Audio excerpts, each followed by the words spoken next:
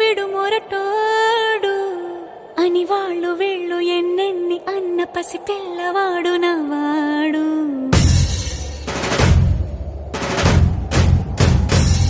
విడుముండోడు అని ఊరు వాడ అనుకున్న గాని మహారాజు నాకు నవ్వాడు.